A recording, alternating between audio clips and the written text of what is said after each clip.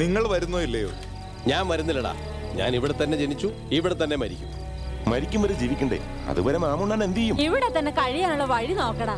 ഇവിടെ പട്ടിണി കിടന്നാൽ കൂടി ആ പട്ടണത്തിൽ പോയിട്ട് എന്ത് ചെയ്യാനാ? ഇവിടെ കൂടെ നമുക്ക് ജീവിക്കാൻ പറ്റില്ല മൂപ്പ. ആ വാ മോനെ ഇരിക്ക്. വേണ്ട, ഞങ്ങൾക്ക് ഇവിടെ ജീവിക്കാൻ ഒരു വഴിയില്ല. എങ്ങനെയെങ്കിലും എങ്ങോട്ടെങ്കിലും പോകണമെന്ന് വെക്കുക. അങ്ങനെ പറഞ്ഞാൽ എങ്ങനെ ശരിയാവുക? നിങ്ങൾ ജീവിക്കേണ്ടത് ഇവിടെ തന്നെ. നിങ്ങളെ ഇവിടുന്ന് പറഞ്ഞയക്കുന്നത് അവർക്ക് നന്നാവാൻ വേണ്ടിയാ. അത് വേണ്ട മൂപ്പ. അന്തി ഉറങ്ങാനുള്ള കിടപ്പാടം വരെ നഷ്ടപ്പെട്ടു പോയി. ജീവിക്കുന്നത് തന്നെ മരിച്ചതിന് സമമായിട്ടാ. ആ നിലയ്ക്ക് നമുക്ക് എന്ത് ജീവിതം? നമ്മുടെ ഉത്സവം ഒന്ന് കഴിഞ്ഞോട്ടെ, അത് കഴിഞ്ഞ ഒരു വഴി തെളിയോടാ. എന്ത് പറഞ്ഞാലും നിങ്ങൾക്ക് ഒരു ഉത്സവമുണ്ട്. ഇവിടെ ജീവിക്കാൻ ഒരു മാർഗമില്ലാതിരിക്കുമ്പോൾ അവരുടെ ഒരു ഉത്സവം.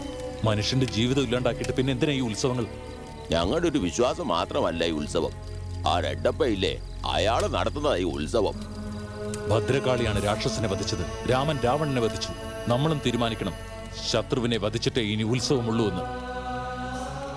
അങ്ങനെ ആ റെഡപ്പയെ അവൻ എവിടെയായാലും ശരി കത്തിച്ച് ചാമ്പലാക്കിയിട്ടേ ഇനി ഉത്സവമുള്ളൂ എന്ന്.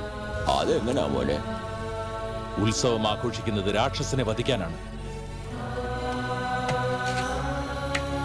റെഡപ്പ അവന്റെ തല നെടുകെ പിളർത്തി നമുക്ക് ഉത്സവം ആഘോഷിക്കാം. അപ്പൊ എങ്ങനെയാ പക വീട്ടണേ നിങ്ങൾക്ക്?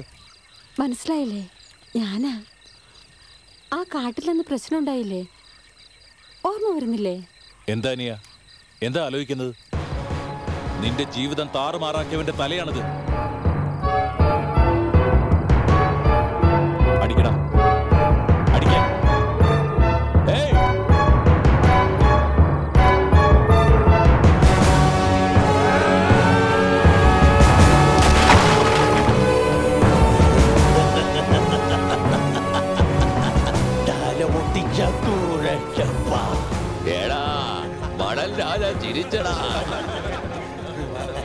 എന്താ മൂപ്പ, നിങ്ങളും അടിക്കുന്നോ? റെഡപ്പനെ അടിക്കണ്ടേ മൂപ്പന്? വാ.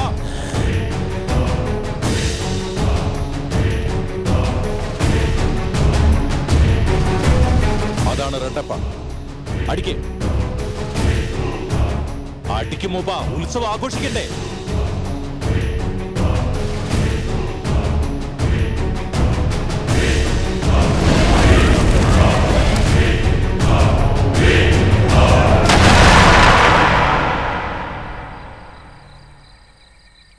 പുതുവസ്ത്ര കെട്ടി ഒരുങ്ങിക്കോ, കെട്ടിക്കോ. ഇന്ന് ഉത്സവ ദിവസമല്ലേ?